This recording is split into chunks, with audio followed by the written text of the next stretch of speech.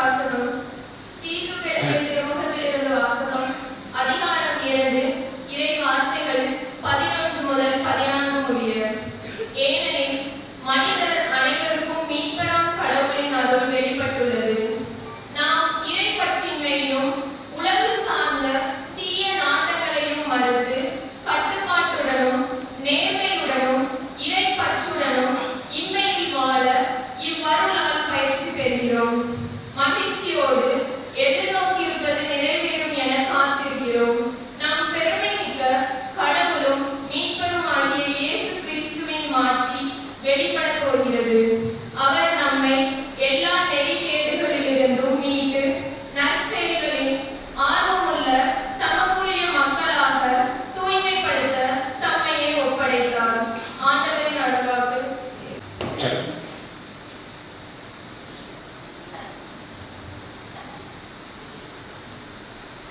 லூக்கா எழுதிய நற்செய்தி அதிகாரம் 2 இறை வாக்கியங்கள் 1 முதல் 14 வரை. அக்காலத்தில் அகஸ்து சீசர் தம் பேரரசு முழுவதும் மக்கள் தொகையை கணக்கிடுமாறு கட்டளை பிறப்பித்தார். அதன்படி சிறிய நாட்டில் குரேனியு என்பவர் ஆளுநர் இருந்தபோது முதல் முறையாக மக்கள் தொகை கணக்கிடப்பட்டது. தாம் பெயரை பதிவு செய்ய அனைவரும் அவரவர் ஊருக்கு சென்றனர். தாவீதின் வழிபரப்பினராகிய யோசேப்பும் தமக்கு மன ஒப்பந்தமான மரியாவோடு பெயரை பதிவு செய்ய கலிலேயாவில் உள்ள நாசரேத்து ஊரிலிருந்து யூதேயாவில் உள்ள பெத்லகேம் என்ற தாவீதின் ஊருக்கு சென்றார். மரியா கருவுற்றிருந்தார். அவர்கள் அங்கு இருந்த பொழுது மரியாவுக்கு பேறுகாலம் வந்தது. மரியா தாம் தலைவனை பெற்றெடுத்தார். விடுதியில் அவர்களுக்கு இடம் கிடைக்கவில்லை. எனவே பிள்ளையை துணிகளில் பொறிந்து தீவன தொட்டியில் கிடத்தினர். அப்பொழுது அப்பகுதியில் உள்ள வயல்களில் இடையர்கள் தங்கி இரவெல்லாம் தங்கள் பிள்ளையை காவல் காத்துக் கொண்டிருந்தார்கள். திடீரென்று ஆண்டவருடைய தூதர் அவர்கள் முன் வந்து நின்றபோது ஆண்டவரின் மாட்சி அவர்களை சுற்றி ஒளிர்ந்தது. மிகுந்த அச்சம் அவர்களை ஆட்கொண்டது. வானதூதர் அவர்களிடம், அஞ்சாதீர்கள், இதோ எல்லா மக்களுக்கும் பெரும் மகிழ்ச்சி ஊட்டும் நற்செய்தியை உங்களுக்கு அறிவிக்கிறேன். இன்று ஆண்டவராகிய மெசியா என்னும் மீட்பர் உங்களுக்கு தாவீதின் ஊரில் பிறந்திருக்கின்றார். குழந்தையை துணிகளில் சுற்றி தீவன தொட்டியில் கிடத்தியிருப்பதை காண்பீர்கள். இதுவே உங்களுக்கு அடையாளம் என்றார். உடனே விண்ணக தூதர் பேரணி அந்த தூதருடன் சேர்ந்து, உன்னதத்தில் கடவுளுக்கு மாட்சி உரித்தாகுக, உலகில் அவருக்கு உகந்தோருக்கு அமைதி உண்டாகுக என்று கடவுளை புகழ்ந்தது. இது கிறிஸ்துவின் நற்செய்தி.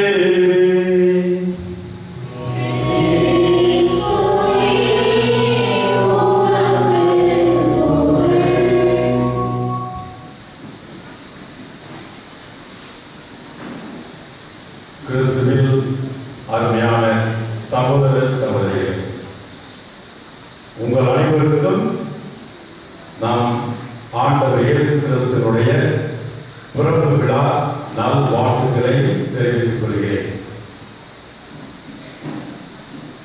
இன்று கிறிஸ்துமஸ். உலகத்தில் கொண்டாடப்படுகின்ற ஒரே ஒரு மாபெரும் விழா எது என்றால் அது கிறிஸ்து பிறப்பு விழா.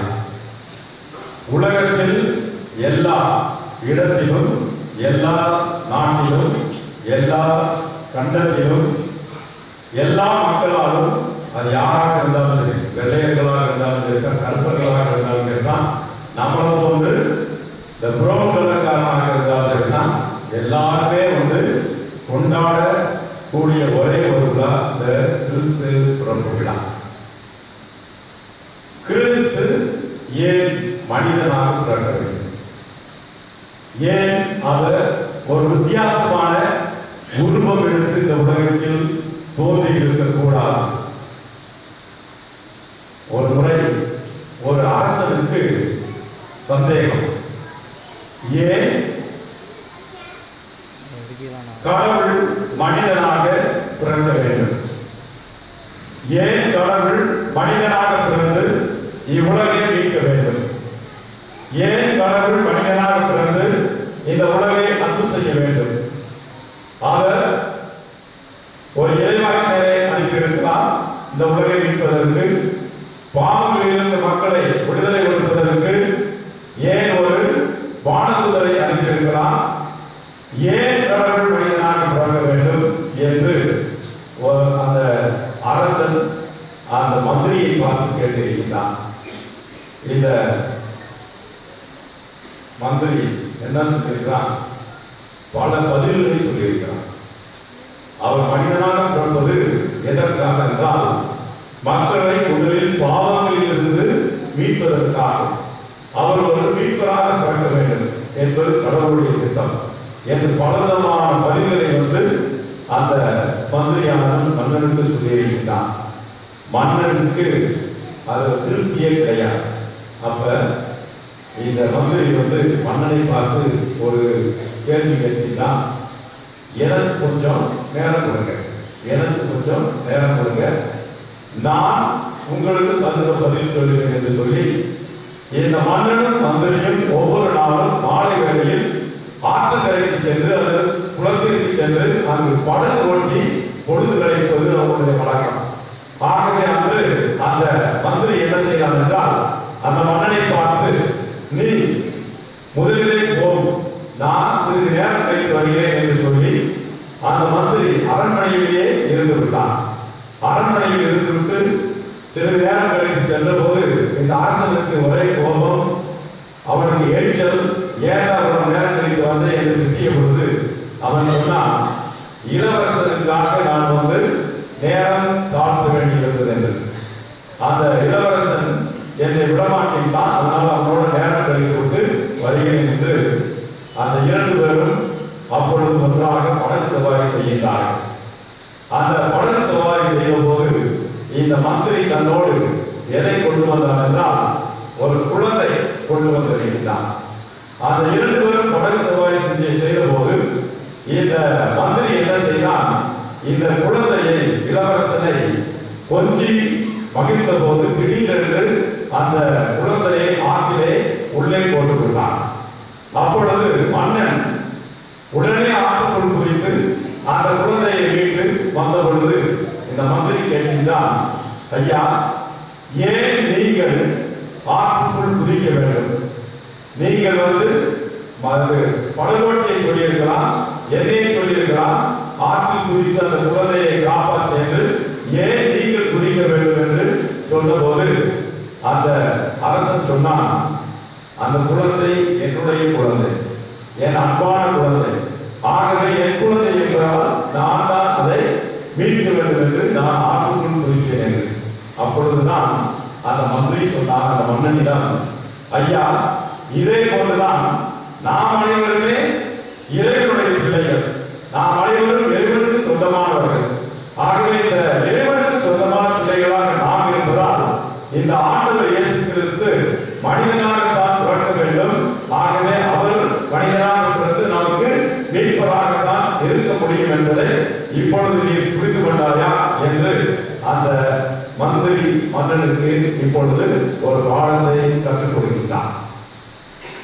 இன்று கொண்டாடுகின்ற இந்த விழா முக்கியமாக கிறிஸ்துவினுடைய பிறப்பு விழா. எதற்காக கொண்டாடப்படுகின்றது, ஏன் கொண்டாடப்பட வேண்டும், அது எப்படி கொண்டாடப்பட வேண்டும் என்று அந்த பின்னணியை பார்க்கின்ற போது, இஸ்ராயல் மக்கள் இரண்டாவது முறையாக பாபிலோன் அடிமைத்தனத்தில் இருக்கின்ற போது அவர்கள் ரோமை பேரரசர்களால் கொடுமையாக வன்மையாக தண்டிக்கப்பட்டார்கள். அவர்கள் அடிமையினுடைய வாழ்வில் விளிம்பில் அவர்கள் இருப்பதை பார்த்து அவர்கள் ஒரு தலைவருக்காக ஏங்குகின்ற ஒரு காலம். அவர்களுக்கு ஒரு மீட்பர் கண்டிப்பாக தேவைப்படுகிறது. ஒரு அரசன் அவர்களுக்கு தேவை. அந்த தலைவன், அந்த அரசன் அவர்களை அந்த அடிமைத்தனத்திலிருந்து மீட்டு அவர்களை மீண்டும் விடுதலை மக்களாக உருவாக்க வேண்டும், கொண்டு வர வேண்டும் என்ற ஒரு பின்னணியில் தான் அந்த இஸ்ராயல் மக்கள் இயங்கிக் கொண்டிருக்கிறார்கள்.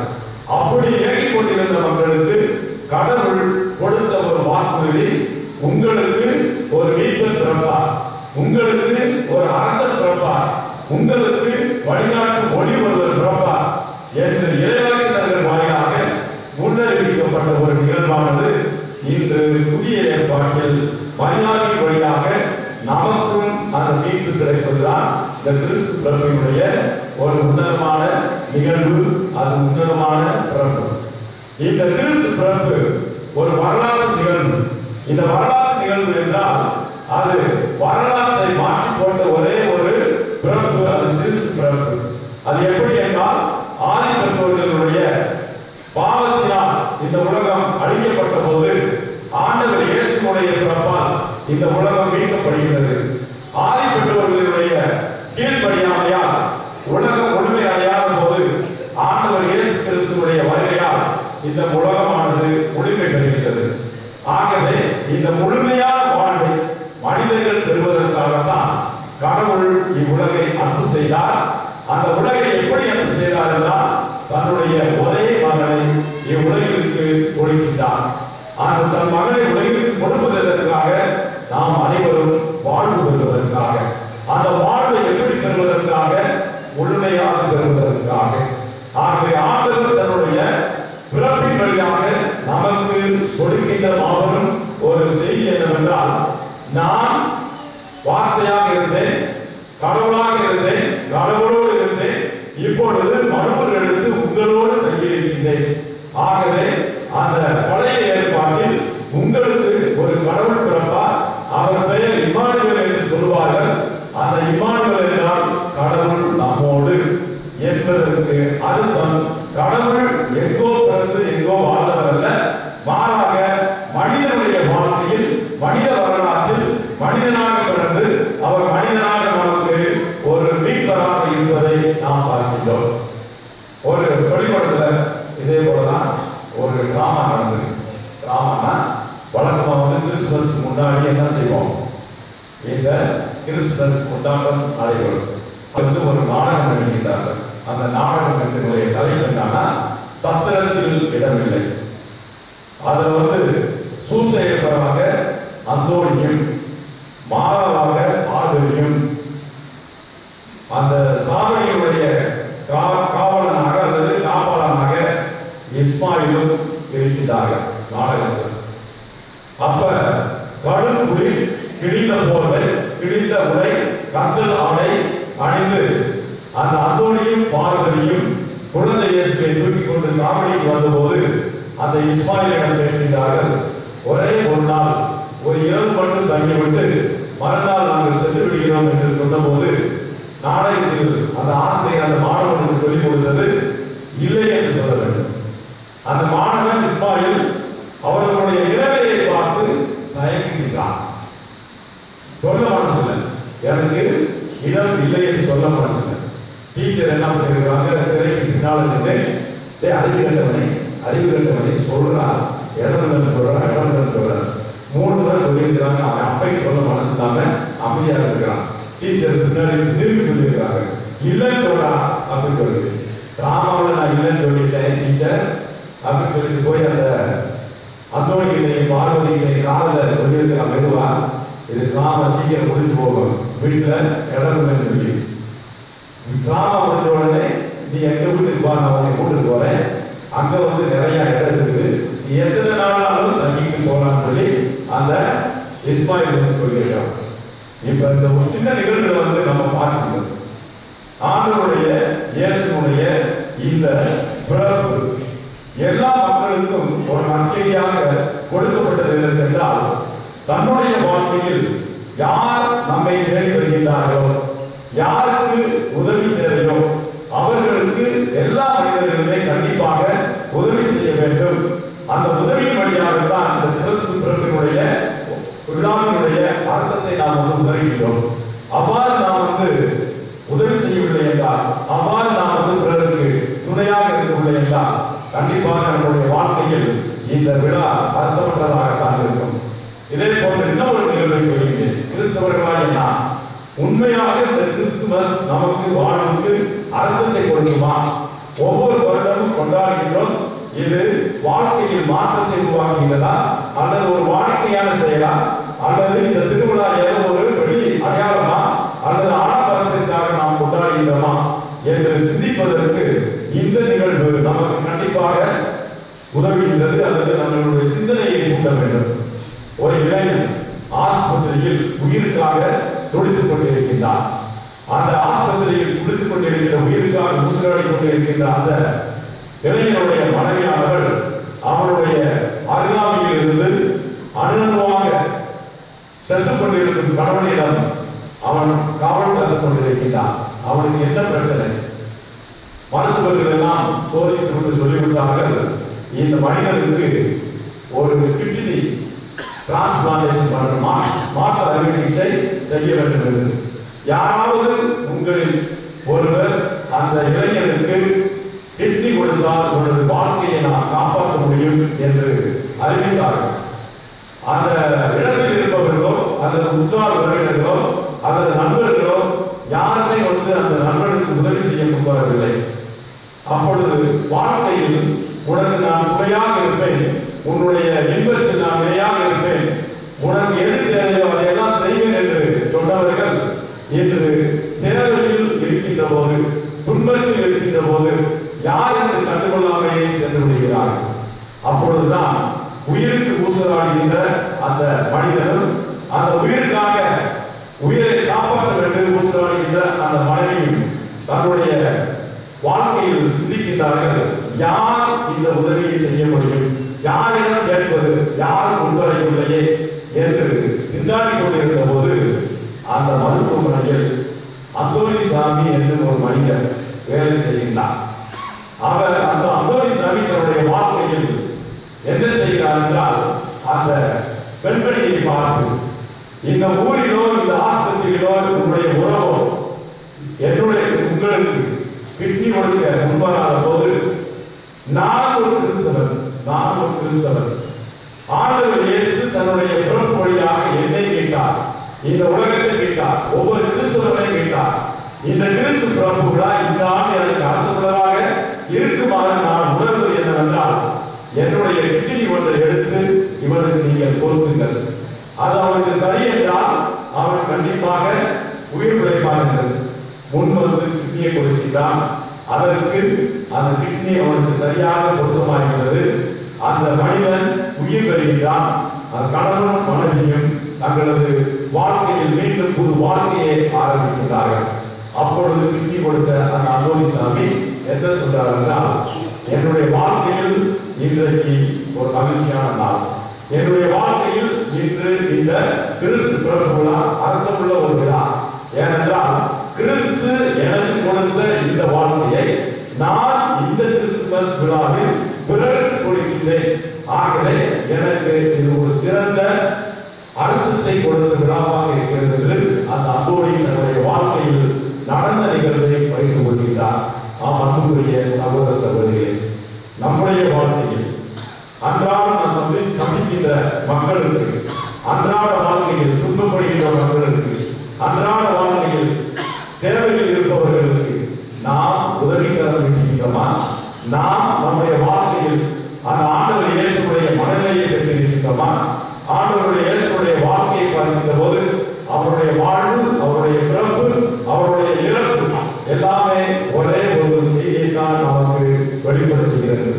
எது என்னவென்றால், நான் பிறந்தது வாழ்கிறது மக்களுக்காக, நான் பிறந்தது பிறருக்காக, என்னை அர்ப்பணிப்பது பிறருக்காக, எனக்காக எதுவுமே இல்லை என்றுதான் ஆண்டவர் இயேசு கிறிஸ்து தன்னுடைய பிறப்பு முதல் இறப்பு வரை நமக்கு வெளிப்படுத்துகிறார்.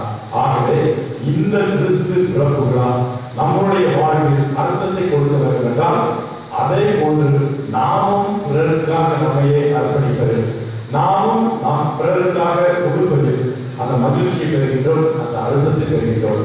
ஆம் அன்புக்குரிய சகோதர சகோதரிகளே, இன்றைய கிறிஸ்து பிறப்பு விழா வெறும் வெளி அடையாளமாக மட்டுமில்லாமல் நமது வாழ்வை மாற்றுகின்ற, நமது வாழ்க்கைக்கு